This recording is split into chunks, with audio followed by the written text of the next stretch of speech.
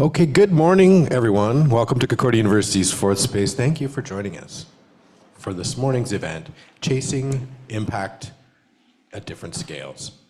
A conversation with Dr. Leena Srivastava. And just to help situate you, before we are streaming to YouTube live from Fourth Space. We're located here on unceded Indigenous lands in Tiohtià:ke, Montreal. Here at Fourth Space, we work with our university community to help mobilize knowledge, co-creating daily activities that examine research questions, projects, things happening all across the university. We're running today's event as a live stream Zoom meeting also. So for those of you joining us on Zoom, maybe you got stuck on the metro, we welcome your comments and questions with a raised hand via the chat. Those of you here in the space, if you have any comments or questions later on, just raise your hand and bring a microphone around to you. Okay. With that, it's very much my pleasure to hand things over to Professor in Geography, Planning and Environment, Damon Matthews. Damon, great to have you. Welcome, everybody, and thanks for being here in person. Those of you who were able to navigate the metro strike. Welcome those who are online. I know some of you had wanted to be in person, but thank you for joining online regardless. So we're very pleased to welcome Dr. Leena Srivastava to Fourth Space and to Concordia. Dr. Srivastava will be receiving an honorary degree tonight at the Arts and Science Convocation Ceremony. So we are lucky to get a bit of a sneak preview today of her experience and expertise and knowledge. She is a internationally recognized authority in energy economics, climate policy, and sustainable development.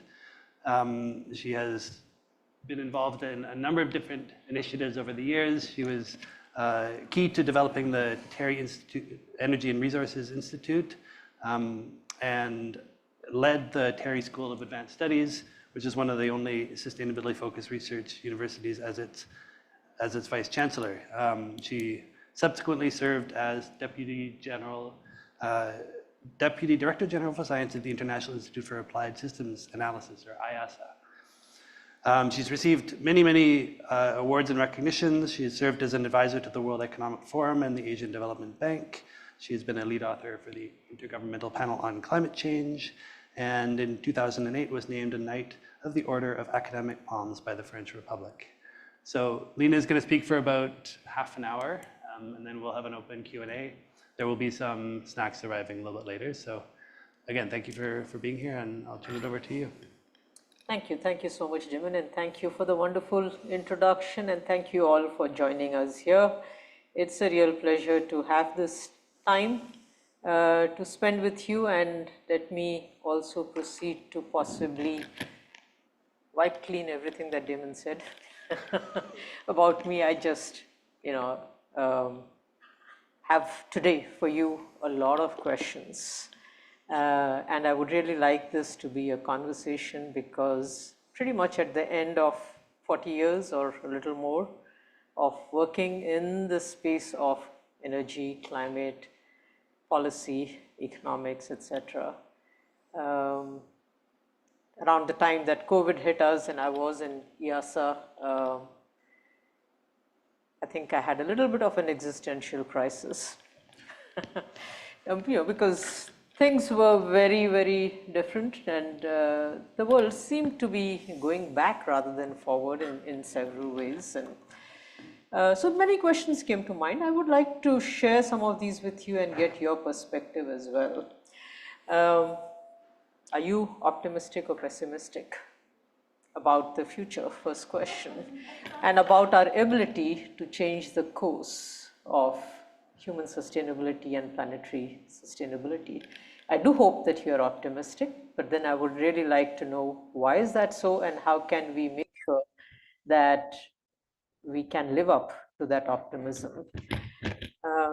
So when I looked back at my 40 years and I looked also at what I was doing or achieving, one of the things that really struck me is that all the challenges that we started dealing with in the early 80s still remain. If you miss 3, 4, 5 COPs in between and go back, the big issues still remain exactly the same. We haven't really, addressed many of them. Discussions, negotiations Everything is the same. So the question that comes to mind is, did we, all of us, through our research, through our engagement, really make a difference? I believe we did. We created a lot of awareness. People feel that we should address the problem, all the problems. It's not a single problem anymore that we are talking about, or we never did really, but what is upfront, at least from my biased perspective, used to be climate change, but today we talk about water, we talk about biodiversity, we talk about a lot of things, all the problems. So people feel that we should address the problems that we have. They are genuinely concerned about it, but there's still an amazing amount of reluctance to invest. And I don't mean just financial resources. Yeah. So there is an amazing amount of reluctance to invest. And so much so that today we have got to a stage where when we talk about transformations or transitions, it's no longer related only to climate change, but equally a number of other problems that we are facing with us. To provide you with the pessimistic view first, we have a next to zero chance, I believe, of staying within the 1.5 degree Celsius guardrail. In fact, more recent analyses are pointing towards the 3 degree Celsius world, not even 2.7. Meeting the SDGs has become much more important to be able to build a degree of resilience amongst the populations to the impacts of climate change, but we are woefully off track. So much so that actually the United Nations itself is struggling to survive just now. So that's another big challenge that has come up. We have crossed 6 of the 9 planetary boundaries. World population is at 8.2 billion, heading to 9.8 by 2050. Consumption is unbridled. Per capita consumption levels, for example, in Canada, are possibly 20 times as high as what we have in India still. We talk about issues of justice, but we really don't know how to ensure that at least in the future we have greater justice in terms of our development paths, consumption, and a whole lot of things. This year's overshoot day was July 29th.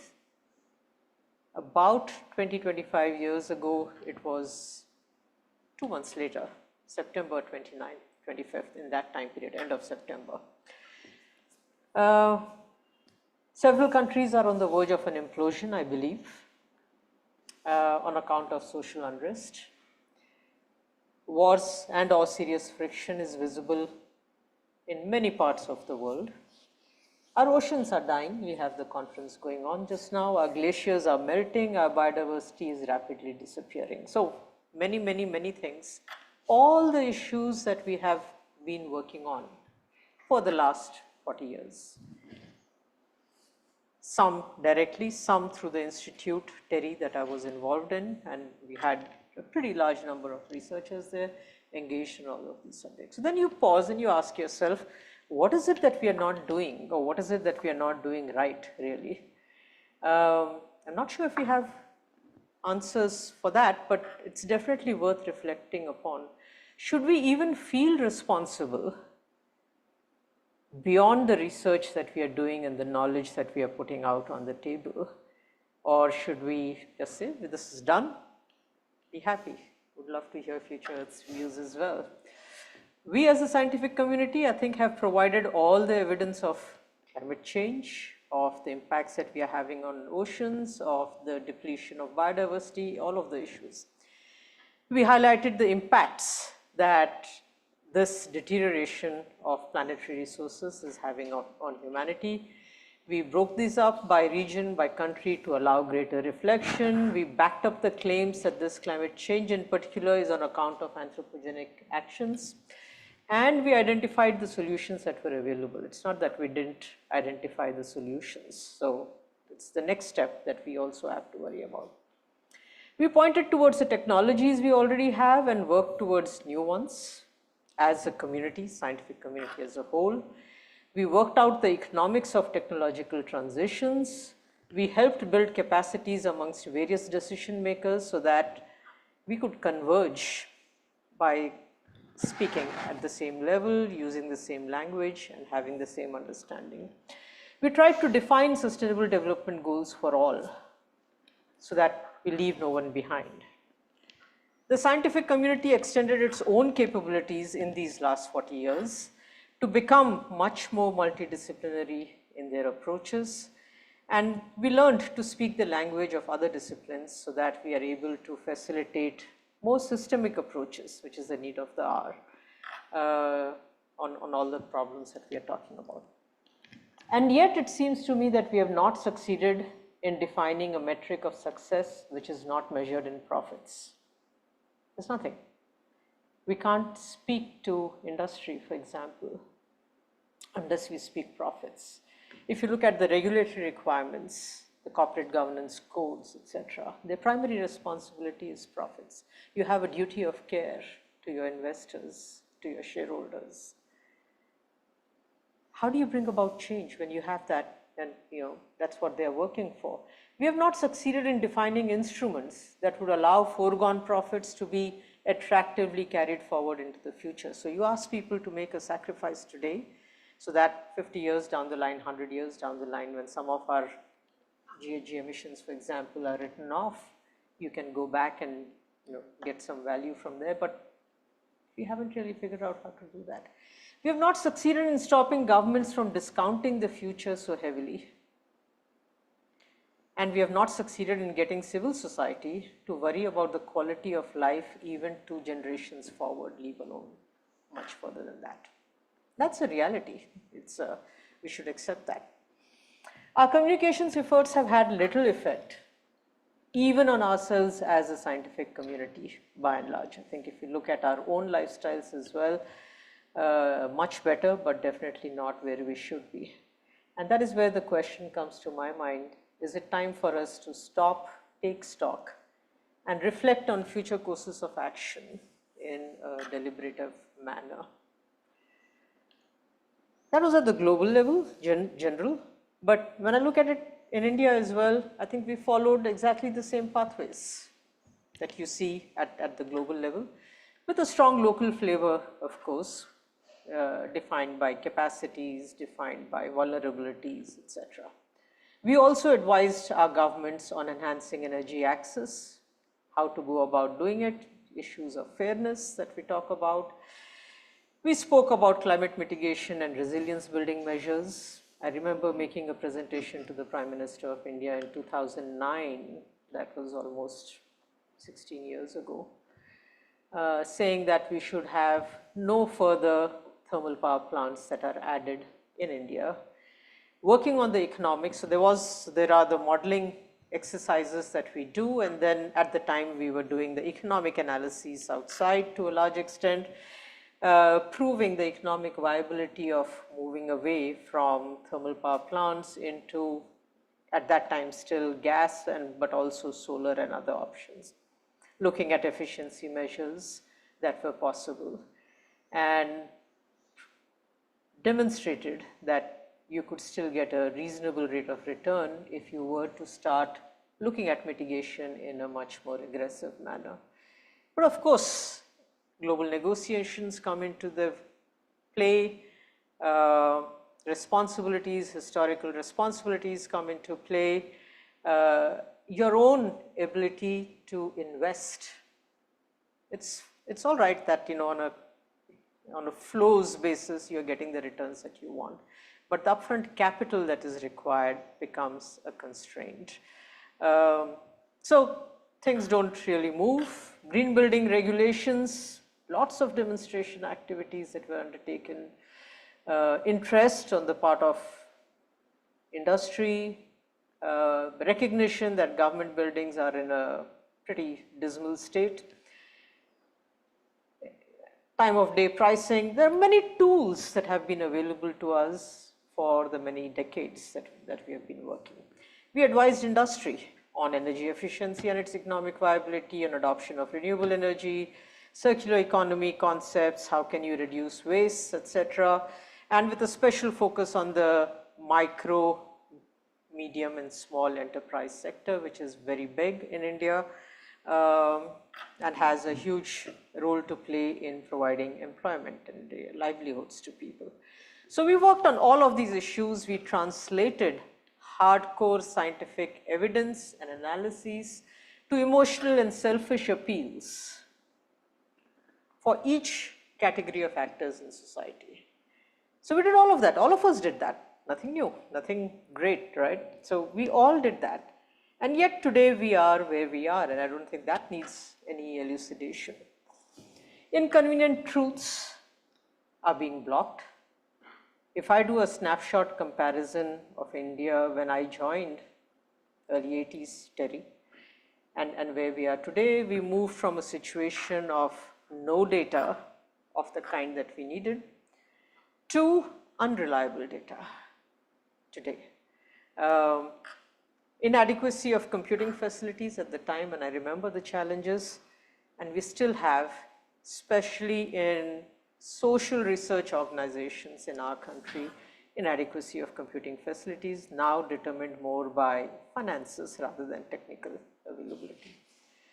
We had fragmented analysis then and many unanswered questions. We have fragmented analyses today, educated guesses which are based more on international research and analyses than our ability to undertake our own analysis in our country under our circumstances. And that is because social science research is not given the same importance as technical research, technological research, biotechnology innovations, etc.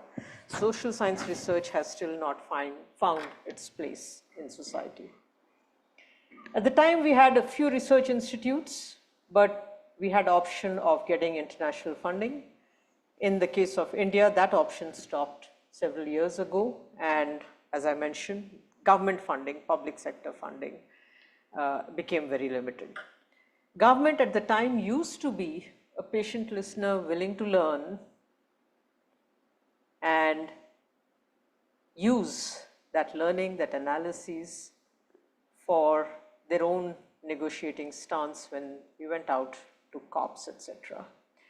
Over a period of time, I think the research entities lost the trust of government. I don't know if it's a problem of the research entities or it is a problem of governments who may have found a divergence between where they would like to be from a negotiations perspective and where some of the research institutes felt that we could be because of larger imperatives of planetary protection, etc. So today, at that time, government used to be a patient listener. Today, I think governments are in control of the narrative as far as a lot of these issues are concerned. So things are very different. So this is a snapshot picture for what affects us at a macro level. If you look at it, India has done extremely well. Something to be proud of, I guess. Not everything. Our economic growth has been very robust. Our rates of urbanization has gone up, which means that we get a higher GDP per capita from urban growth. But our population has also gone up. Our infrastructure has improved. Our capital markets are very robust. We are able to get investments, but for specific purposes. Renewable energy in the country has made very good progress, I would say. Education levels have generally improved, sanitation levels have improved. Many things which are on the SDG list have shown improvement, but still not to the goals that we have set ourselves. And that's why the UN says for the world as a whole, but I think applies to India as well, that we are woefully short on meeting our sustainable development goal targets. Air quality is deteriorating, and we are in the situation where scientists say that if we improve our air quality, we are going to feel the heat a lot more. So a little bit of a paradox here. India is already a very hot and dusty country. If we try and address the dust, the heat levels go up to possibly intolerable levels as far as humans are concerned, or even other species. Water quality and storages are both declining. Our Water management is not very good in India. The third pole, the Himalayan system that we have, the Hindu Kush mountains, provide most of our water storage. The glaciers there are melting very fast, and we expect that if we remain within the, or rather if we cross the 2 degrees Celsius increase in temperatures, by the end of the century, our glaciers would be a mere 20 to 30% of what they are today. So that's a huge loss of water storage capacities, and we don't have anything to make up for it. When these glaciers melt, obviously in the interim we are going to have many disaster events in the Himalayas, very fragile mountain system as all of you are aware, and we don't have a strategy to deal with it. And we are not talking about decades and decades of time, right? We are just talking about the next 20, 30 years to a large extent. Income inequality has increased enormously. Again, the play of data, we say that extreme poverty in the country has gone down, and from all accounts it has gone down. But then if you look at the middle class, there are more people now that have moved down the middle class spectrum than have moved up. So we have pushed people from the bottom up to cross into the lower middle classes, or from extreme poverty to poverty, if we can be happy about that. But you know, the disparities in the country have increased enormously. The top 1% of the, or the top 10% of the population probably controls more than 40 to 50% of the GDP, or contributes more than 40 to 50% of the GDP. Big problem, resulting in huge social stresses. I often believe, and I say that, you know, we are sitting on a social time bomb in this country. There are many stresses that are coming up, which we will have to deal with. Man-animal conflicts have increased enormously in the country. We have had a very successful tiger conservation program, but where do the tigers go? We have introduced cheetahs from Africa into the country. What happens? Elephants are posing a big problem to human populations. I would like to look at it the other way, but that's the way it is presented, and that's the narrative.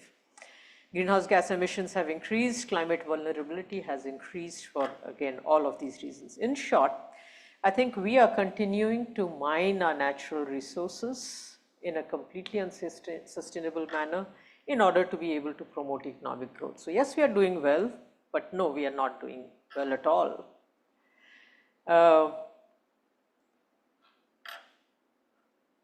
Many of our recommendations were adopted. So that's why I said that it's not that we didn't make a difference. We did make a difference. The government, industry looked at the recommendations, they adopted some of them.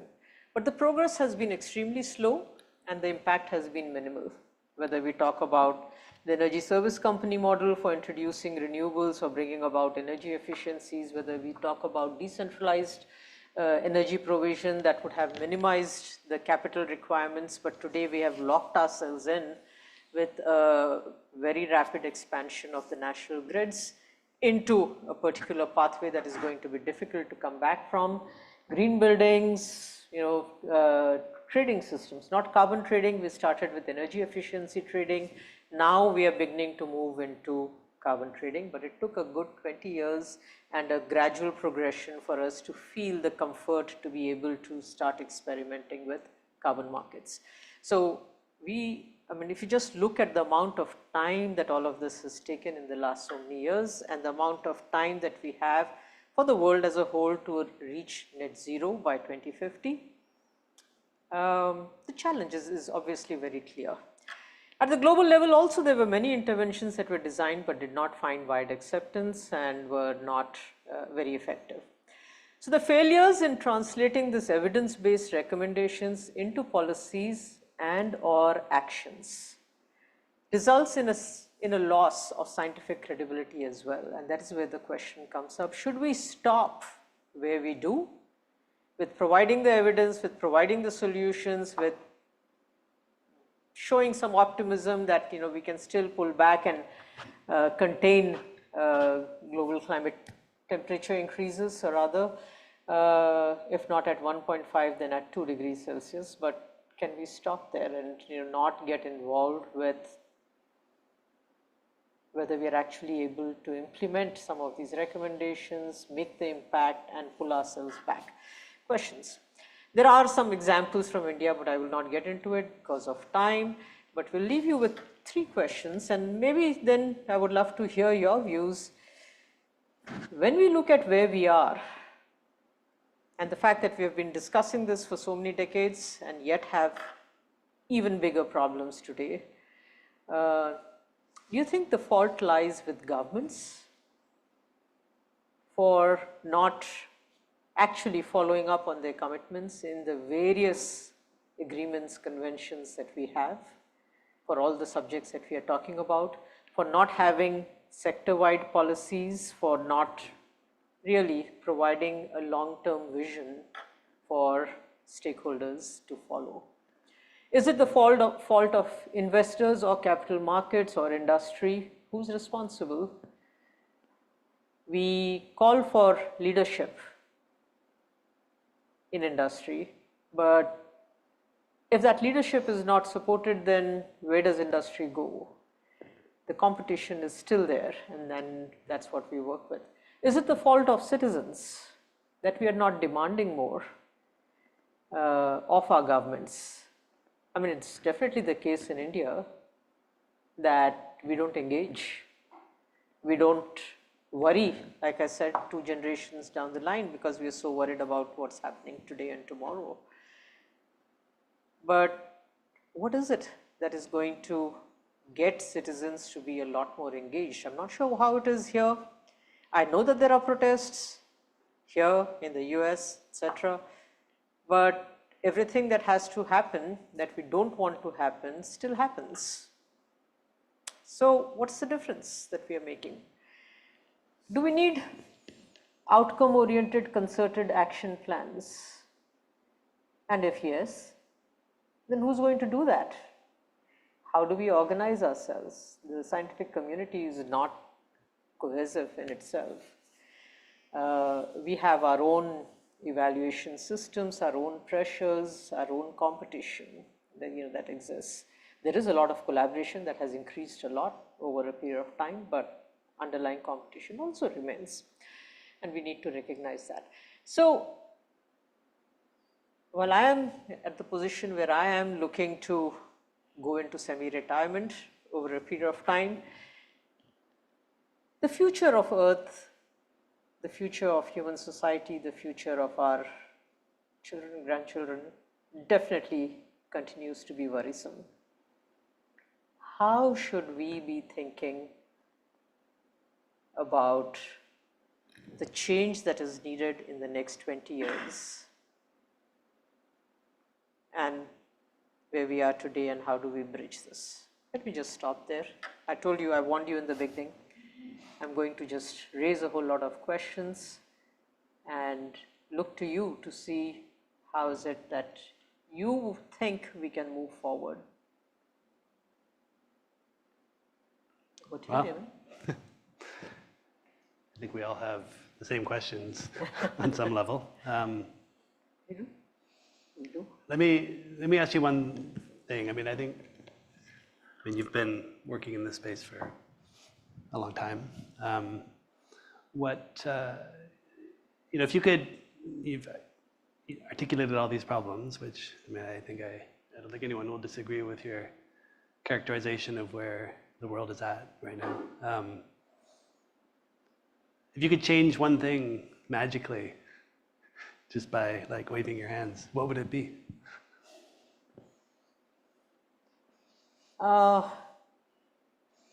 Pricing. Pricing of resources adequately, all natural resources. Even today, we don't price our natural resources. We just exploit them, we mine them, as I said earlier. Mm-hmm. And because we are in a situation where we are determined by profits, pricing, I think, does have a huge role to play. And unfortunately, if I look at where we are, and also the fact that in countries like India and several other developing countries, we seem to have regressed. So governments are continuing or actually increasing the coverage of free electricity to farmers, free food to farmers, or the rural populations and the poor in the urban population. So what you're actually doing, even today, and more so than in the past, is you're creating a dependence. You're creating a population base which cannot stand up for itself and does not feel the need to stand up for itself and do things. And you are creating this dependency which it will become more and more difficult to extricate yourselves from. So that's the situation today, but if there was that one thing that could magically be changed, I would definitely think resource pricing is something that we should have addressed long ago and much more rigorously than we did. So how do you do that without just increasing cost of living then? You can't. I mean, there will be an increase in price. The question is your cost of living without that resource pricing lower than with the resource pricing? Because there are other implications. You are paying for not pricing your resources properly through shortages, Right. through pollution, through health. In India, we have a situation where, just to give an example, the city of Agra, where we have the Taj Mahal, the quality of raw water over there is such that it is not considered suitable for water treatment plants. And in many other places in the country, when we treat our water in urban areas, we don't treat it in rural areas. When we treat our filthy rivers in urban areas, the wastewater that is generated from water treatment plants has to be treated once again to be able to put it back into the environment. So that is the situation of water resources. So it's not that we are not paying. It's just that it gets diffused over a lot of other issues, and then it becomes coping strategy. Can I live with that cough that is bothering me 4 months of the year? Can I live with that bad stomach? So yeah, it's how you look at it. Yeah. So okay. So then you were asking, where does the fault lie? Like, so again, if just taking this example a bit further, if that was the goal to kind of, internalize the externalities of the world. I mean, is that the government's responsibility? Is it the industry's responsibility? Like, what are the levers that could achieve that? So it's definitely, I mean, you can say that there are many stakeholders and they can all take responsibility, but the primary responsibility in my view is the governments, because they have been, in most cases, there are elected governments, or in several cases there are elected governments that are supposed to be looking after the interests of the wider society. So the responsibility lies with them to be able to protect these resources, and I don't think they have done a very good job of it.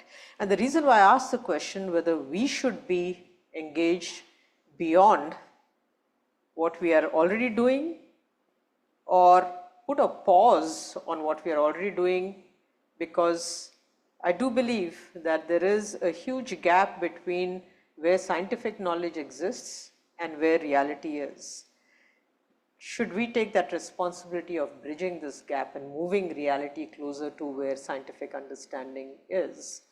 And the reason why I say that we should possibly consider that option or reflect upon it is because that's what we do. And we're good at it. And despite the fact that till fairly recently we were very disciplinary focused, today we have found ways to break those walls. We have the capability to be able to do that, and if we do organize ourselves, not just from a disciplinary perspective but also a stakeholder perspective, the two need to come together, then maybe we can bring about that change. And the reason why I say that once again is because we don't have too much time, apparently, before impacts become so large that we are not going to be able to deal with it. And, we reach tipping points of various kinds. So, and that's why I say, do we need to stop and take a look? Should we, as a scientific community as a whole, organizations like Future Earth that are convening large bodies of scientists, individually, of course, nobody can do anything. Difficult to organize yourself, but, should we? There's a question there. Yeah, please.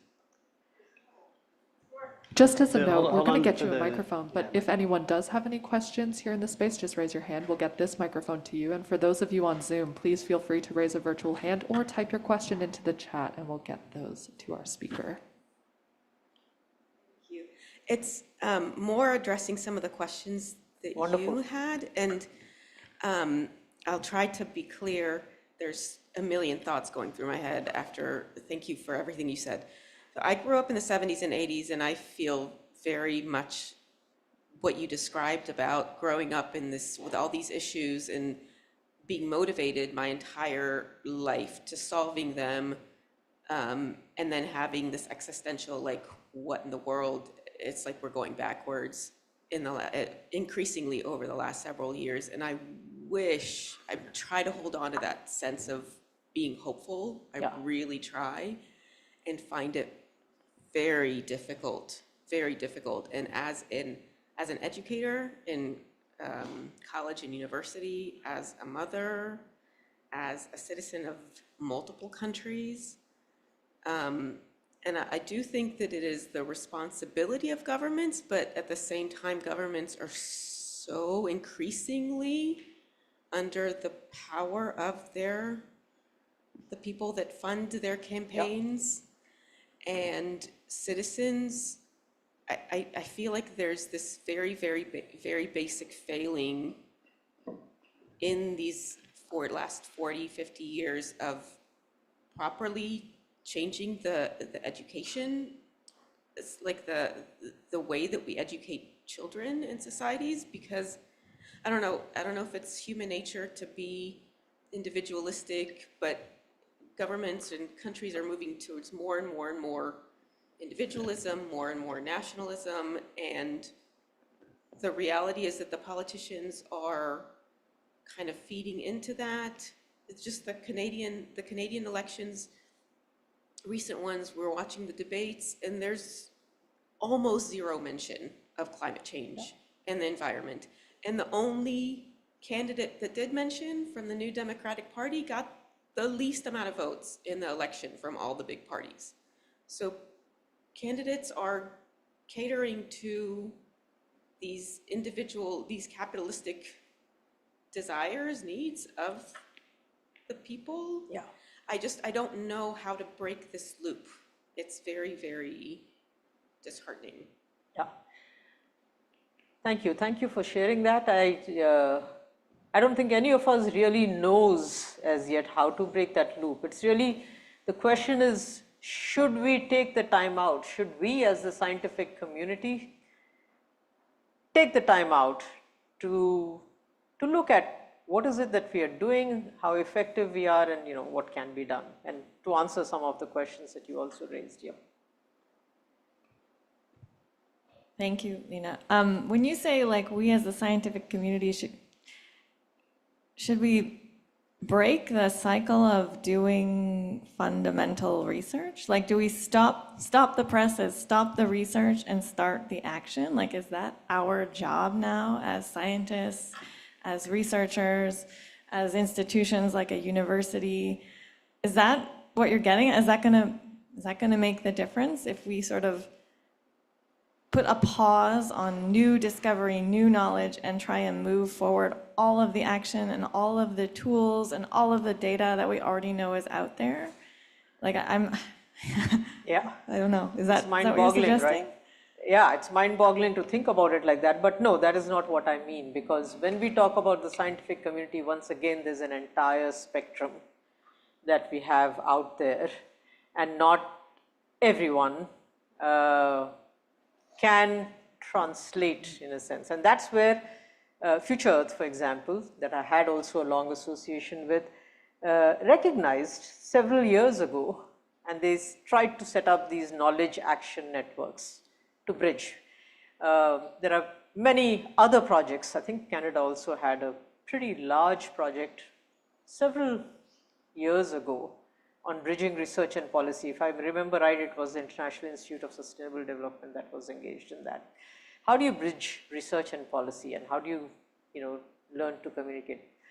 We did all those exercises, and yet, so we recognize the problems, we have addressed ourselves to it, but we are still not able to make the difference. And so there are the modelers, there are the impact assessors, there are the downscalers, there are, there's a whole spectrum of science that we have out there. There are the technology providers, there are the people who are taking innovation to a level that will give us some hope if we are able to implement those innovations at the scale at which it is required. And we know that every innovation takes a lot of time.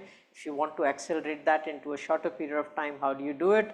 So the challenge is not just about changing governments and changing governmental thinking or changing industrial thinking, but it is all of this and the pipeline that we are looking at and the connectors that we are looking at. And it's not necessary that those connectors, if I call them that, translators, whatever, are also themselves fully familiar with solutions which are available across the world. So how do you aggregate that knowledge? Do you have technologies today that artificial intelligence, which might make things a little easier? Are we deploying it properly? We can't rely on it completely just now, but it gives the direction. That's the way I look at it at the maximum. But we really need to pause and think. I don't have the answers. I know that we have done a tremendous amount. We have made huge progress, and yet it is highly inadequate. That's all that I know. We need to possibly come together and think about this a lot more. We need to be able to take industry associations, grassroots NGOs, and we have done all of that as well in the past. But then what happens is we possibly do a project somewhere, and that's the end of it. So how do you organize yourself so that that's not the end of it? I mean, I don't know. It's challenging us, but do we accept that challenge? I mean, this relationship of the role of science. I had a very interesting insight from a negotiator, I think maybe for Italy at a COP meeting, and in a panel she was asked, like, what do you need from the scientific community, in order to allow you to do your work better? And she said, consistency. Yes. Which is remarkably hard to find in the scientific community. And in fact, we are not trained to be consistent. We are trained to generate novelty and innovation and come up with new ideas, yes. not like maintain the status quo, yes, or provide consistent information to policymakers. And so that kind of spoke to a fundamental, place where we're not meeting the needs of government negotiators, but also of the world as a whole. Yeah. No, that's absolutely correct. And that's possibly one of the reasons why you need to take a pause, possibly. If not for research as a whole, but at least from the point of view of the messaging that we are throwing out there. Mm-hmm. It is extremely confusing to be a government representative, to be a negotiator, and go and talk on the basis of knowledge that is available to you today, and tomorrow that changes because we have found ways to link atmospheric systems with ocean systems, or the cryosphere, or whatever. It's very, very difficult, and they are much slower because of the kinds of work that they do in being able to adapt and move forward. And then it's a challenge. We do have a question on Zoom. I think Yes. I can read that out from Ricardo. Ricardo thanks you for your time today. first of all. And the question is, how do you motivate young undergraduate students nearing graduation to keep moving forward? Are there small steps that you have found that students pursue work in the environmental, ecological, government sectors?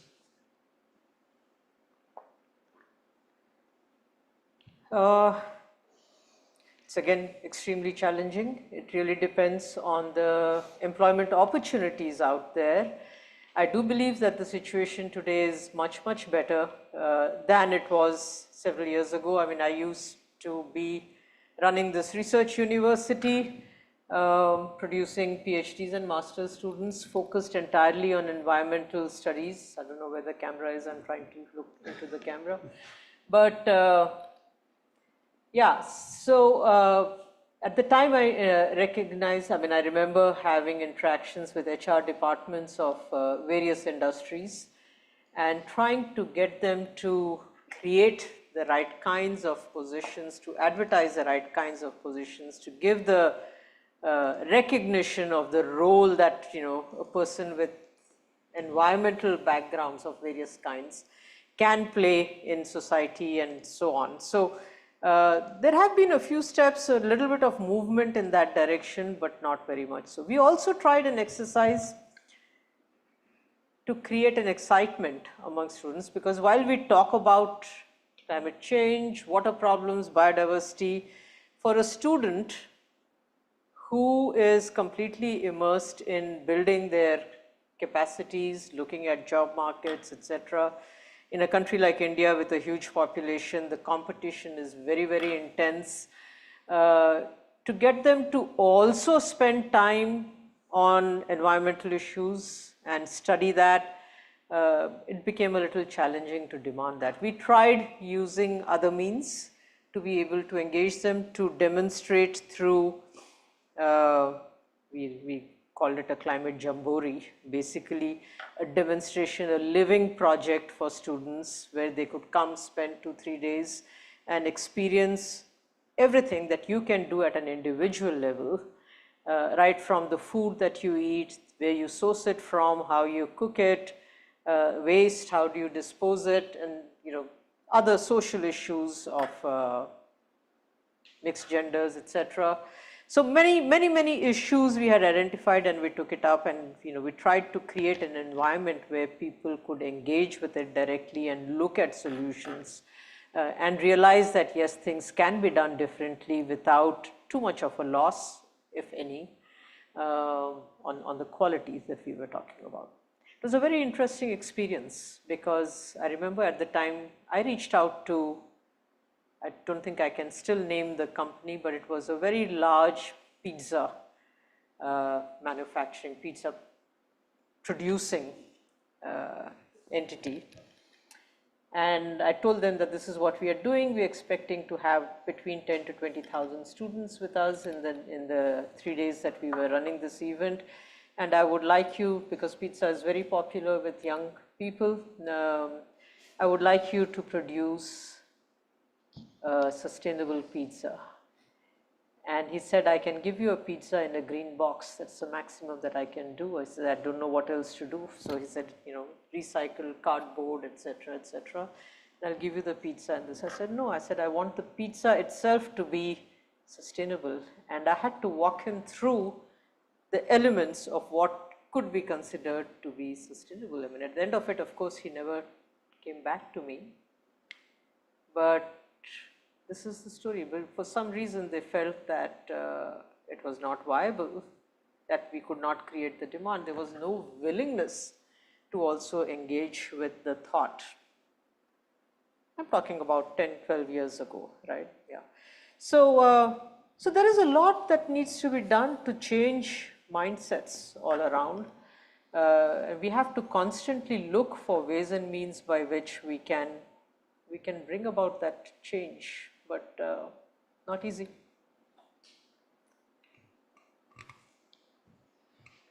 I can maybe build on that a little bit from a Canadian perspective, but I want to start by thanking you because you've expressed very clearly things I've been thinking about for a long time. So you've expressed them much more cogently than I ever could have. So I started an undergraduate degree in environmental biology in 1989. And I can say that as a student now, you have a lot more opportunities. There are more employment opportunities in kind of environmental and sustainability fields. There's also an awful lot more you can do in terms of volunteering and activism.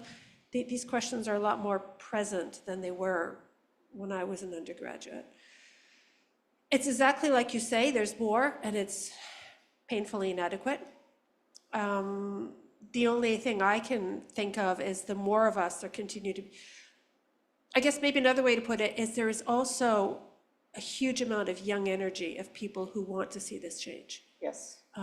Also energy from less young people, but I mean, I'm seeing within, students, there's a lot of people who want to see these changes, who want to do something, who are not sure what's the best thing to start.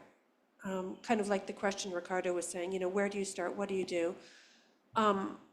My only take on it is do something. And do what maybe fits best with your personality and what you feel you can be better at, whether that's, communicating and education or engaging with policymakers, whether it's at the municipal or provincial or federal or international level, or, innovation and changing the way you, or there are, somebody's got to do that, But the more people push and take steps, that's the only way it's going to happen. And being paralyzed by the range of options is not helpful. Just do something. Definitely, I think that last point is critically important. You cannot allow this introspection, reflection on what is happening to paralyze you.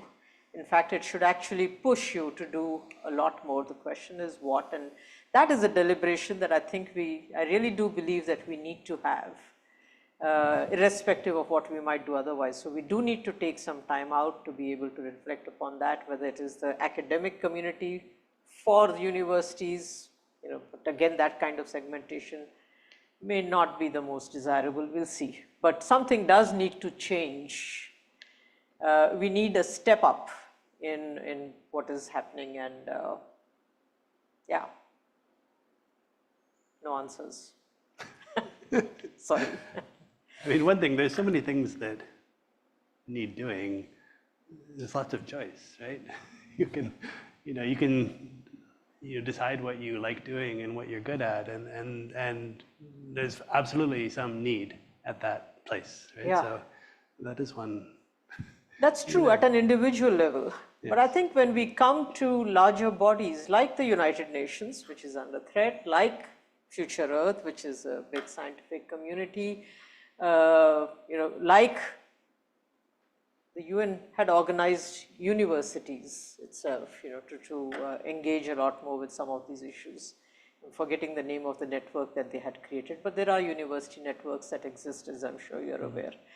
And can these entities really look at, and that's why I said outcome-oriented concerted action plans and the development of it, and then engaging as knowledge partners, not as implementers, but as knowledge partners with those that are responsible for implementing, handholders, continuous corrections and stuff that needs to be done. But maybe there's something else, but definitely something needs to change, that's all.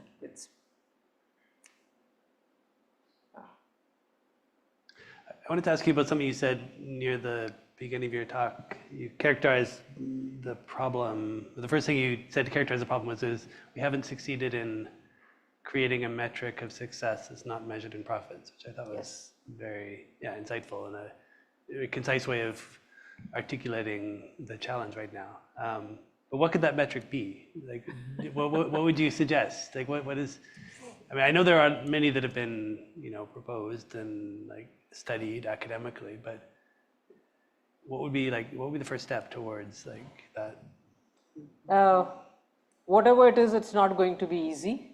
Yeah. And if we therefore want to progress on it, then we really have to design some instruments using the current monetary systems and profit-based systems that we have to be able to carry forward.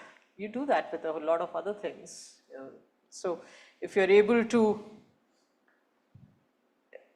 acknowledge the efforts made by certain entities, industry, municipal bodies, whatever, and allow them to carry forward the sacrifices that they might make today into the future and, promise of returns, etc. I don't know, we'll have to think about it. I mean, what are these instruments? Does it make sense? Will it get you the response that you want? It's fine to sit here and speculate, but the real actors also need to be in the room with you to be able to define this. And while the actors themselves may not find it worthwhile, if there is a backing by government regulations that strengthens that resolve, and that's the reason for talking about concerted action, that everybody needs to be aligned on that new pathway that we are developing, even if it is building on the existing systems of growth orientation, profit orientation, etc. We need some new instruments. Yeah. Yeah. Any other questions from the audience? Yeah. Please. Anthony Garofallis, OJ. Damon is actually my supervisor. I am studying in environmental studies and geography. Thank you for your interventions.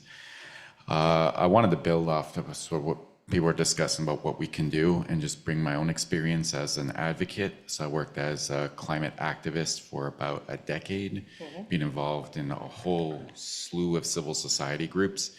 Sometimes in professional environmental groups, and then sometimes in more direct action groups.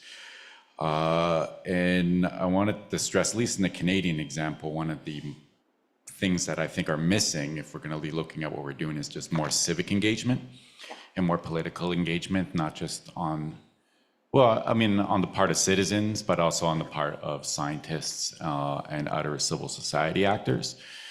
I really do believe that there is just not a lot of people that are involved, but people could be activated if they are taught civic skills to understand how they can actually make a difference and understand how power functions, and to also dare to demand something from their government. I think that may be part of the problem from looking at a lot of these open letters over the last 10 years from environmental nonprofits, but also from the scientific community, is that it's very polite.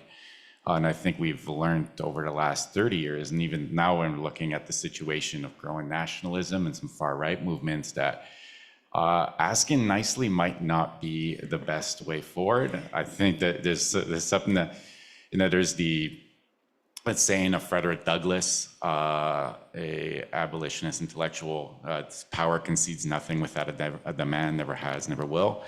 And I really do believe that there needs to be a concerted civil society effort to demand the changes that are needed. And I will highlight, though, that an issue we have in Canada, and I know that this is happening in other parts of the world as well, but it's something to highlight maybe for people in the academic world, but a lot of the professional environmental groups here are funded by the people driving the climate crisis and that are profiting off of it. Just look at the food organizations in Canada. They're almost all funded by foundations that are funded by Maple Leafs and all of the major families of the mega corporations that run our food system in Canada, and that are hesitant to make any changes. And that limits the type of narrative that these groups could bring forward in the public discourse. And I really think if we're going to take a break back as an academic community and scientists, is to think about what institutions can we build to bring out a counter narrative. And one of the things we haven't succeeded, I'm just looking at the field of ecological economics, it's been around since the 80s, but it's still very marginal within economic departments, and the narrative of it is barely present in Canada. There's not even one major environmental nonprofit that is focused entirely on ecological economics in the Canadian context that advocates for that. There are research institutes, but not advocate organizations. But creating that counter narrative, I think, is important. But you need to have a lot of people involved and making a lot of noise. And I think that that's where the civic engagement comes. And being involved, all of us, and showing up when we need to show up to meetings and making that part of kind of our, seeing it as a civic duty and duty to the protection of the climate as well. I didn't have a particular question, but maybe if you want to share your thoughts on civic engagement and how you see that being part of the solutions. Yeah. No, I agree. Good points, all of them. I mean, that's one of the reasons why, in the case of India, when I was speaking about this earlier, I said that there was a loss of trust. But then how do you fund research on these subjects without losing the trust of one or the other stakeholder community in this process? Not an easy question. So then if you start digging from there and go up, then you would probably think about the funding mechanisms for research. And I mean, there are lots of question marks that come along every path that you look at for funding as well.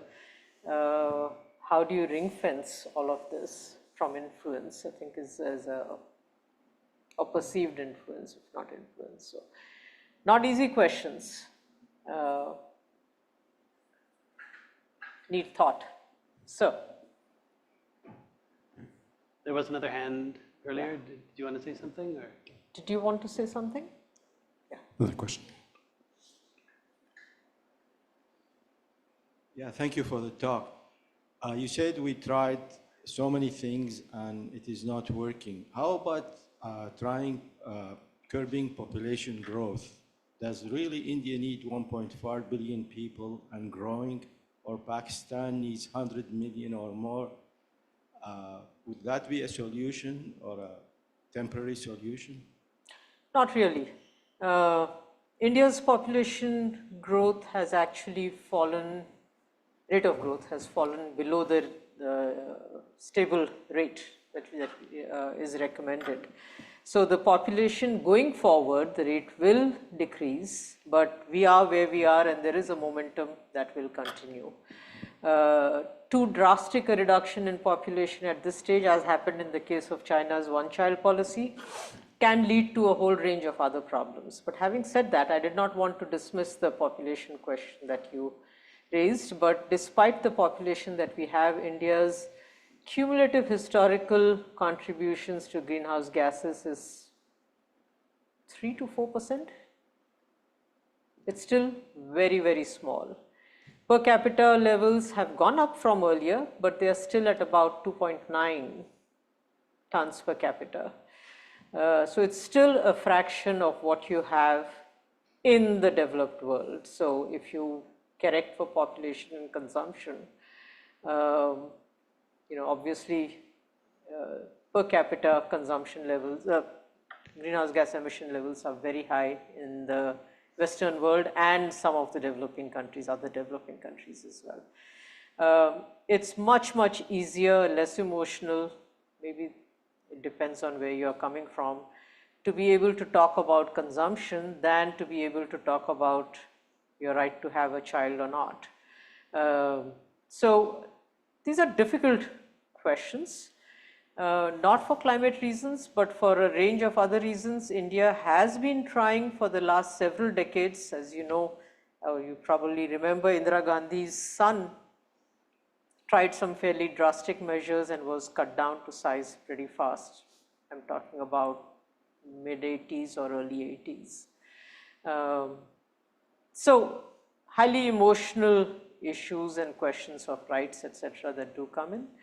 But India has been making efforts all this while. The scientific community also then said it's not about control measures or forced control measures, but development is the best contraceptive. So that was also tried, continues to be tried. So there are many reasons why population control is critically important, and the country continues to invest in it. But consumption is a factor that we do have to take a look at. So we're approaching time. Maybe just want to ask you one last thing before we close. I mean, you mentioned you're moving into semi-retirement. So what will you do with your semi, with the part of you that, the piece of time you still are putting into work in advancing? So when I went through this existential crisis in IIASA, I said what I was trying to also reflect upon here, is there some way that I can engage with real life institutions to see if I can bring about change? So I've been on the boards of companies for many, many years, and I continue to do that, to also try and get a better understanding of drivers and barriers for change. I have accepted to be an advisor on an advisory panel of a public relations firm that has committed to get its clients to commit to net zero. Extremely difficult. I've been engaged with them for 2-3 years now. Very, very difficult to be able to do that. I'm working with an engineering school that is focusing in India, in the state of Gujarat, that is focusing on one of their strands is on sustainability education, sustainable engineering kinds of things. So let's see, it's still very nascent, just 2-3 years old. And I've recently agreed to be on an advisory committee to an institute that is looking at private equity issues around agriculture. So farming is a huge community, dependence in India is very, very large. Agriculture, water, and sustainability issues. So it's a diversity of entities that I'm trying to engage with, and let's see what comes out of it. It's, I don't know. I mean, certainly one of the mechanisms of change is to convince individuals who can actually implement things, who are in positions of power, that it's important to do so, right? And to be able to, one, of course, have somebody listen to you, most important. You have to speak the same language, so that is critically important. And the second is to be able to at least discuss viable alternatives that would help each of these entities to meet the goals that they have set themselves, while also aligning better and better with sustainability issues. I don't think that we will be, as you mentioned earlier, magically able to, wave a wand and correct situations. There's a lot of hard work involved in there, and it will have to be a combination of government action, entity action, civil society pressure, license to operate, a whole lot of things that will have to come in. So, well, thank you for being here with us today. Yeah. Thank you. I think if people have other questions and want to come up and speak with Leena directly, she'll be around for a little while still. Yeah. Thank you all for coming, and I think we'll close with that. Thank you, David. Thank you, Leena. Thank you all for coming in. Thank you for your questions also, and those of you joining us online. Just gonna let you know, we're gonna be closing up the Zoom and the live stream now, but this conversation remains available on our YouTube channel, and you should revisit it and share it. You should also have a wonderful Monday. Okay, thank you.